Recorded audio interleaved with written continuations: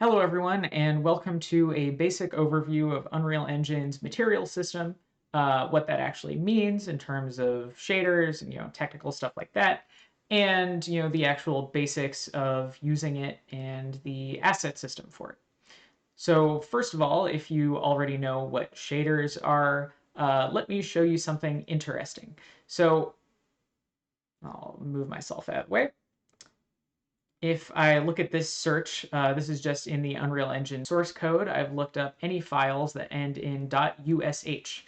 So if you hear terms like shader and material with regards to like Unreal Engine or really any modern game engine, they're often used interchangeably.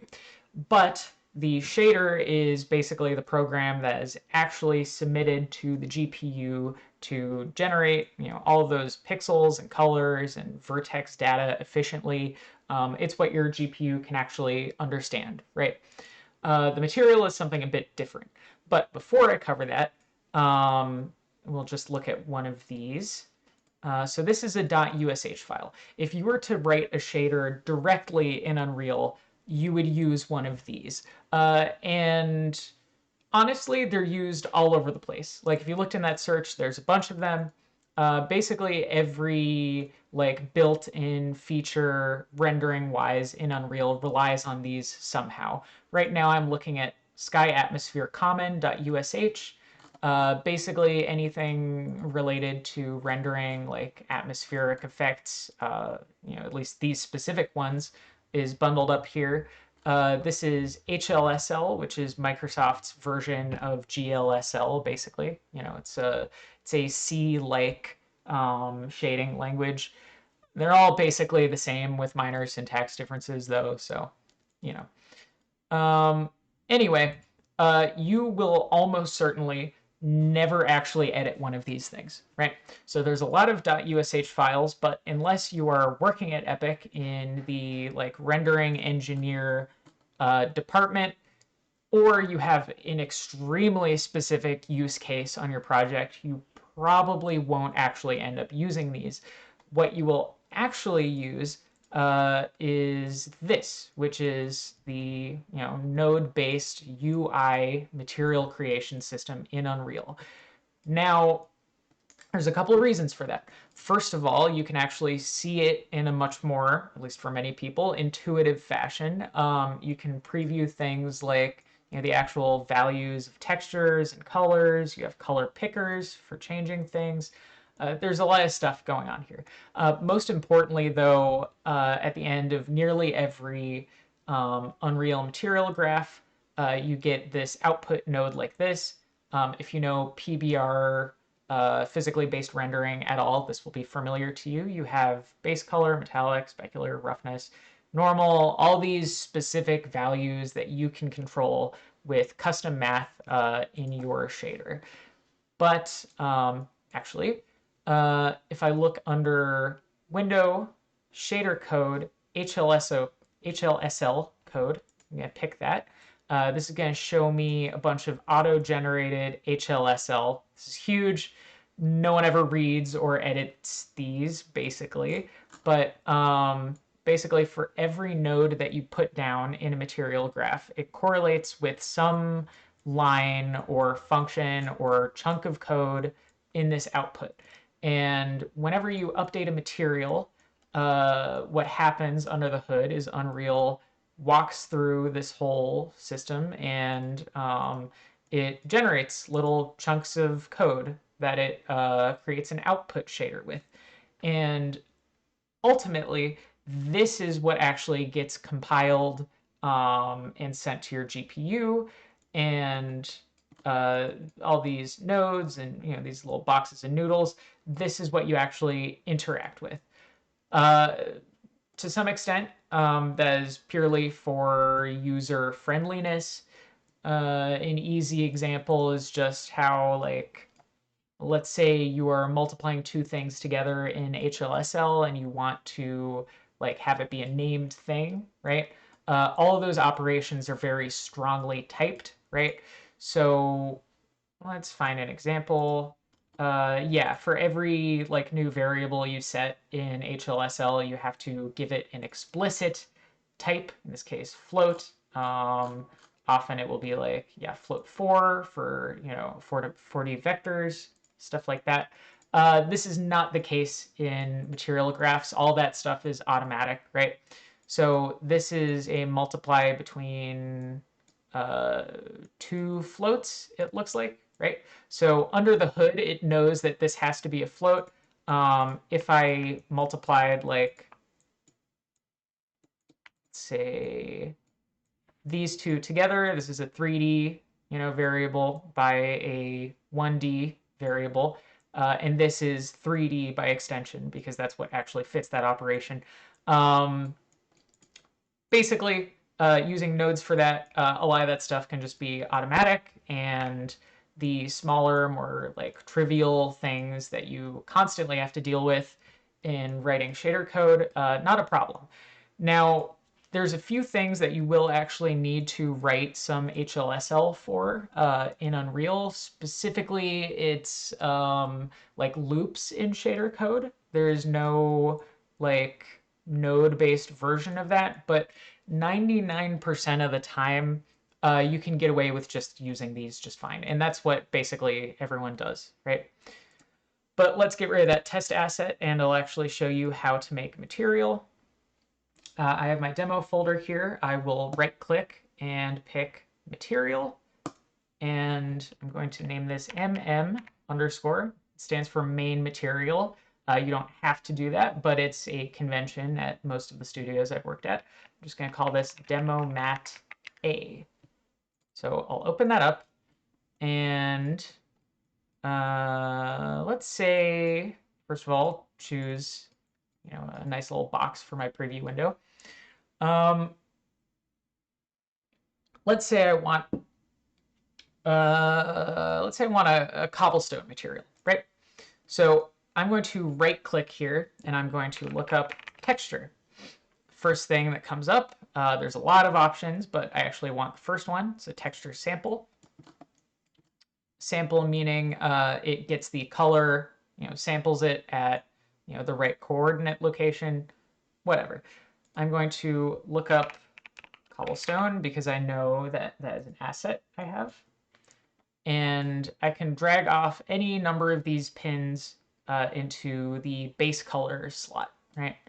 If I drag out R, it's going to just get the red channel. If I drag out G, it's going to get the green channel. In this case, I just want a color, which is 3 channels, so I'll grab RGB, which is exactly what I wanted. Now, let's say I want to darken it as it goes towards the bottom. So since I know that I want a gradient going from top to bottom, I know I can use UV coordinates for that. I'm going to get the UVs by typing in texture coordinate will come up. If I preview that by dragging, its noodle over here, I can see, okay, so this is, in the red channel, it's the U coordinate, and in the green channel, it's the V coordinate.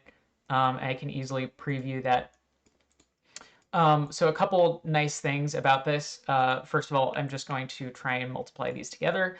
This is not possible math-wise. This is a 3D vector by a 2D vector, and that is undefined. But it will actually error out and tell me that, which is very nice, and be like, hey, this isn't a valid operation. You can't multiply float 3 by a float 2. So what I can do here then is, first of all, it's possible to multiply a 3D vector by 1D, right? By just a scalar. I want to mask out a specific channel of the texture coordinate. So I'm going to drag that out and type mask. First thing that comes up, component mask is what I want. I'm going to click that. And I can select, I just want the green channel. So I'll multiply those together. This is kind of the opposite of what I want. A really common thing to do, like in terms of procedural shader math, is to invert something by doing the operation 1 minus whatever your value is, right? So I can do subtract and hook that up, right? And I get exactly what I want. Now, this is very common, and there's 1,000 nodes in the material editor, of course, but in this case, I'm not going to cover even a fraction of those. But since this is so common of a thing to do, there is a node called 1 minus. I'll pull that out. Performance-wise, it's identical to this, right? There's no sort of difference, but every time I see this, I'm like, oh, okay, well, I get what's happening. And here's a good place to talk about one of the actual advantages, user experience-wise, of using this versus like writing a USH shader manually. Now, unlike code where you have to do some funky stuff or have a nicer editor than I've ever seen, you can actually preview the individual values of each of these operations.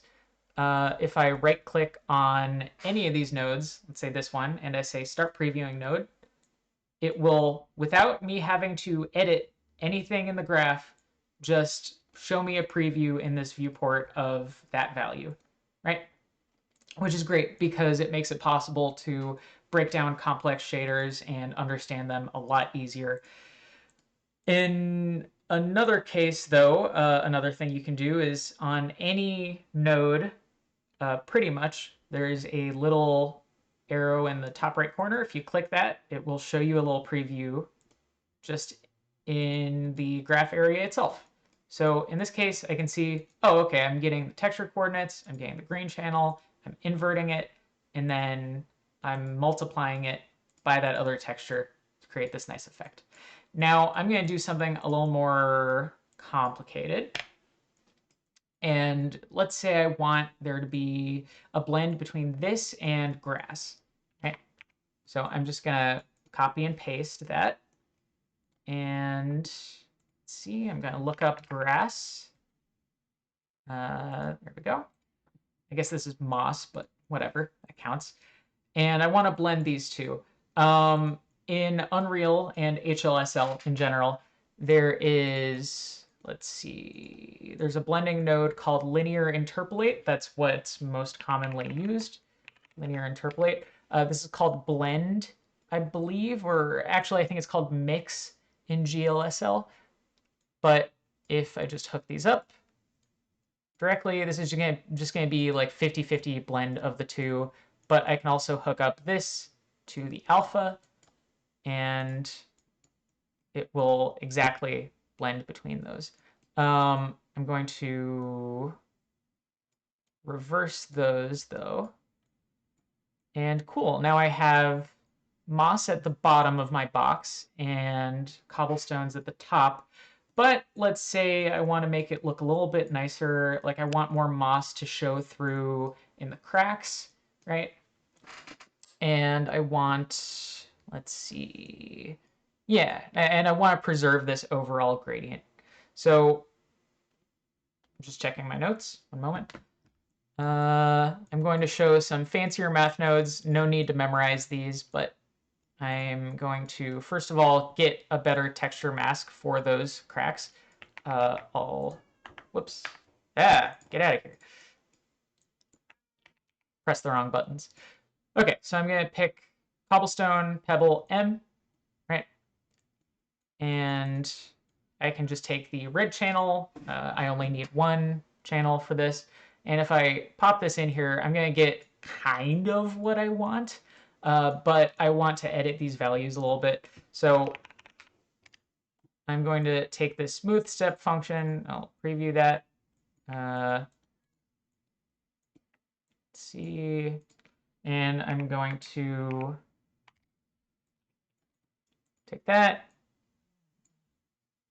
So that's a little bit better.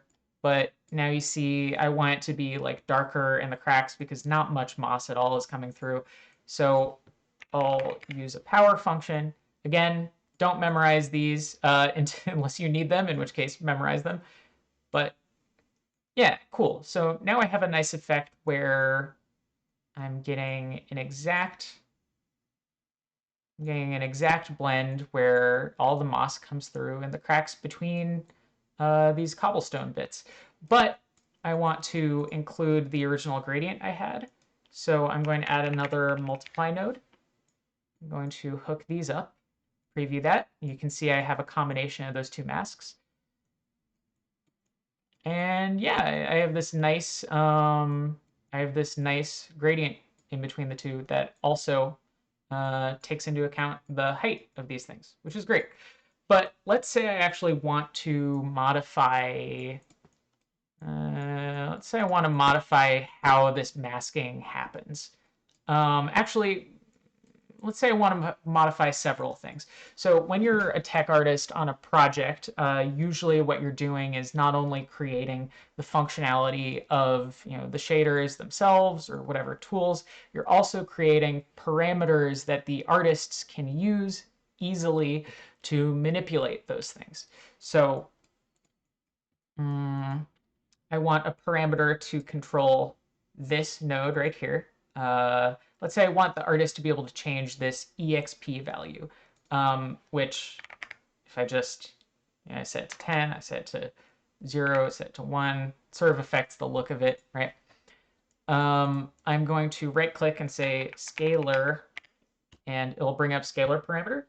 I'll just give this some name. In this case, it would be, let's see, crevice mask power. And I'll give it a good default value, which is 2. Okay. And let's say I want to change this curve as well. I'll put down another power node, but I'll set it to 1 by default, which does nothing to the number by default. I'll hook it up. And I want this to be artist editable as well. I'm going to do the exact same thing. Scalar parameter. I'm going to call that gradient mask power. I'm going to set the default to 1 and hook it up. And let's say I want like a color tint on these cobblestones for whatever reason. So first of all, your first hotkey, if you hold down M and left click, it will add a multiply node. I use that like maybe 1,000 times a day. It's a gross exaggeration, but I'm going to multiply that by, I'm going to look up vector parameter. I'm going to call this cobblestone color tint. I'm going to set it to 1. One's across the board, just white by default, so it won't modify anything. But if I change it, you see it changes the colors of the cobblestones. And overall, if I look under the parameters tab over here, you can see all the user exposed controls that I've created so far. So I'm going to save this for the first time, which was rather brave of me. And I'm going to go in here and let's say I'm going to place one of these cubes. And I can just assign the material by dragging it over into this material slot. Great. But we need to actually be able to modify this and have different versions of it. So when I wrote down mm_, the reason for that is this main material is basically going to be a template for what are called material instances. So if I right click on this, there's an option to create material instance. I'm going to call this mi for material instance, demo mat. I'll just give it a nonsense name. I'll call it cool. And then I'm going to create another one, which is mi demo mat. Nice, right? Save both of those. And what I'm going to do is I'm going to create 2 different cubes. And on each one, I will assign the cool and the nice material instances. So if I open these up, right, I can control all of those numbers that I created before. So I'll preview on a cube because it works the same. And let's see. Let's say on the cool cube, I'll give it a cool color. So I'm going to make the cobblestones blue. And let's say I want a lot less moss in the crevices and I only want a little bit, of the gradient on the bottom, right? I'm gonna save that. We'll see, oh, this one changed. That's great. And on the nice one, I'll just do something, opposite from that. I'll give it a warm color on the cobblestones. I'm going to give it very aggressive moss, right? Like almost completely consumed by moss. And I'll save that. And what's great is these both use all those different settings, but you can still make any modifications to this original material that you want. In fact, I can even, let's say I want both the moss and the cobblestones to be separate, right? So sorry, I want these textures, which are always the same, to be changeable by the user. I'll right click and say convert to parameter, moss texture, right? Or let's call it like moss color texture. And then in this case, I'll call it, let's see, convert to parameter, cobblestone color texture. Great. This is just for demonstration, so I won't bother changing that one. But so now if I open these up, I can actually change the textures as well. And let's see, I'll look up brick. Yeah. So now I've even changed the brick, and I could do the same on the other one. I don't actually want to do that right now because I like the way it already looks, but basically that's the general idea between materials and material instances. A material is a template, and a material instance is a child or like an implementation of that template. And this way you as like a tech artist can create all this fancy procedural logic in a material, which is sort of a black box to your artists, and then give specific parameters that they have full control over, and they actually interact with the material instances and set things on there. There's a bunch of other features that I won't demo right now, but basically these parameters are also something that you can change at runtime. So let's say there's some gameplay effect that makes this look wet or makes the ground like covered in mud in a certain area. If I set up parameters to control that, it is possible to make a system where those values are changed according to gameplay inputs, which is really convenient, right? But since we're covering the material creation side of things, I'll show you one more, actually, I guess two more features. So let's say I want to reuse, let's say I want to reuse like part of this logic a lot, right? So,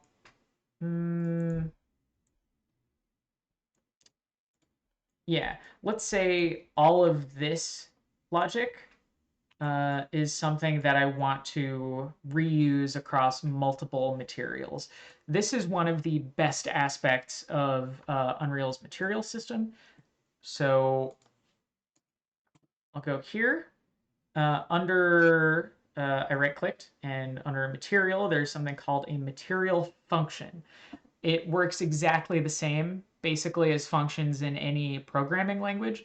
A material function is a collection of material expressions that can be reused in different materials. So it's basically, instead of it being a template of an entire material, it's a template of a chunk of material logic that you can share in various materials. So I'll call this MF for material function, and let's see, what would I call that? I'll call it cobble blend. Why not? MF cobble blend. So I'll paste, whoops, didn't copy it. I will grab all of this stuff. I will copy it, and I will paste it here. Obviously, there's some new things that we have to hook up again, but I'll just hook up the result of multiply to this output result. And let's look at what values we actually need to get in. So this is a height, right? So this is the height of the cobblestone. I'm going to right click and I'll say input. Brings up function input. That's what I want. It's not a vector3, it's just a scalar. So I'll pick that. And I'll call it height. Right? I'll hook it up to here. I also need crevice mask power and gradient mask power. Let's see. I'll create two new inputs. These are also scalars. I'll hook that up here. I'll call this crevice mask power. It doesn't have to be the same names as the parameter. I just can't think of anything else to call them at the moment. I'll hook these up. Crevice mask power. This is gradient mask power. And in this case, let's say that there's no good default value to use for the height. So I'm going to keep this exactly how it is.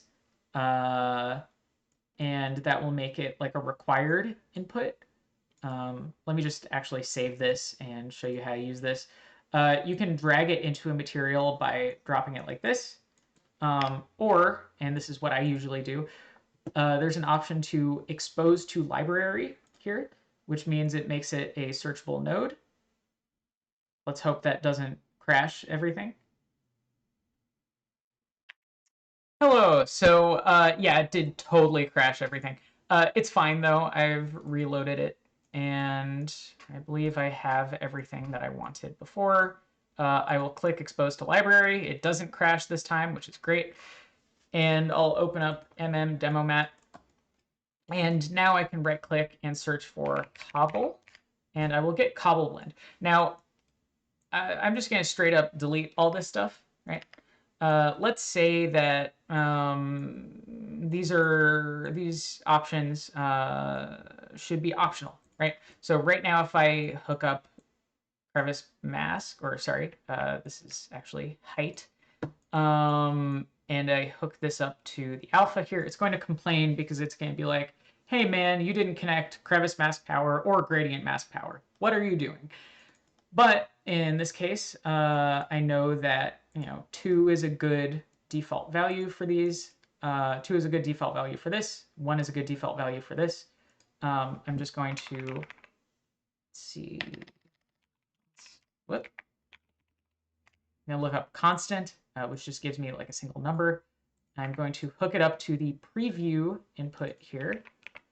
I'm going to hook up 1 to the preview input here. And on these, I'm going to say use preview value as default, right? And that's going to, it's what it sounds like. If there's a preview value hooked up to these, then they will use that as the default. It's not apparent that this is different immediately, but if I reload this material, you'll see that this is grayed out, which means that, it has a default value hooked up to it, but I can still hook up the parameters if I want to control them specifically. And otherwise, this material is the exact same. Now, the reason to do this is, one, for organization. I just have less nodes on screen, but I can also put this in as many materials as I want. And let's say I have, for some reason, 100 different materials relying on this MF cobble blend material function. And there's something super broken about it. In this case, it's a little absurd because it's so simple, but if you have very complex material setups, it's totally conceivable that you might have to update a piece of logic like pretty late in a project. If you are just using material functions, all you have to do to change how it works in here is to modify the actual MF asset, and then all of the assets that rely on it get updated. You can also use these as much as you want within a specific material, so it saves you a lot of copying and pasting. It's great. Definitely rely on those as much as is, well, practical for you. But Overall, that's sort of how the Unreal Material System works. I wish I could go into much more detail, and maybe I will at some point. Uh, Fancier things. It is possible to make your own custom versions of these nodes or new nodes. That requires like C++ knowledge. Most of the time you won't have to do it and you can just rely on material functions, but hey, there's some things where that is relevant. Uh, oh, right. It is actually possible to embed HLSL as a node within these graphs. So if I look up, for instance, parallax occlusion mapping, this is a whole thing, right? This is pretty complicated, but I won't go into detail about how parallax occlusion mapping works exactly, but if I use this, parallax UVs, just to demonstrate what this is actually doing, to parameter, let's see, map channel 4, 1. Will it work? Perfect. Okay, so this is in fact called parallax occlusion mapping. You can look that up online. It's a very neat effect where basically it takes a number of samples and offsets the texture coordinates in such a way that it fakes like 3D on a given texture. It's very cool. And it's also not possible to directly make this node just with the built-in like material nodes. I'm gonna set this to 0.15 just because I think that looks good. But if I double click on this and I look at what is going on with it, first of all, it's very complicated, but you have this node here called parallax occlusion mapping. That's actually just a temporary title that has been assigned on this node. This is called a custom node. If I look up custom and add it, this gives you literally a slot to write HLSL code in. And this will be injected into the output shader in just a little isolated chunk for those places where you actually have to use HLSL for a specific feature. So you can see here it has this while I, oh, that's awful. Anyway, it has this while I is less than max steps plus 2. It does this like loop, and then it has certain logic that happens. None of that stuff is possible with regular nodes, so you can just embed that into HLSL. You can even include other files, which I believe is those .ush files. I haven't really needed to use additional defines or anything like that, but it's possible to write in HLSL shader and import it into that specific node in that specific place in the material graph. And then the combination of all these nodes, they're actually built in, plus isolated use cases of custom nodes for HLSL, right? That gives you just an enormous amount of power, right? So turn float 3, 0.0, 0.0. It's going to be a really boring version of it, but I'm just returning a float 3 that is red, right? In theory, you could actually delete all these nodes and replace it with this one custom node and just have like more and more inputs that you hook up to parameters, right? And write your entire shader that way. Please don't work like that if you have to work with anyone else, basically. No one organizes materials that way because then you basically lose most of the benefits of this whole like node-based system. But in isolated cases, there are some things that are just easier to write in HLSL than make with noodles. So make use of these as is practical. I'll also hook up the parallax UVs to this, and then we get a nice, offset moss. That's fun. Yeah, that's fun. Anyway, that's about it for me today. I hope you've learned something, and if not, don't yell at me about it in the comments. Thank you very much.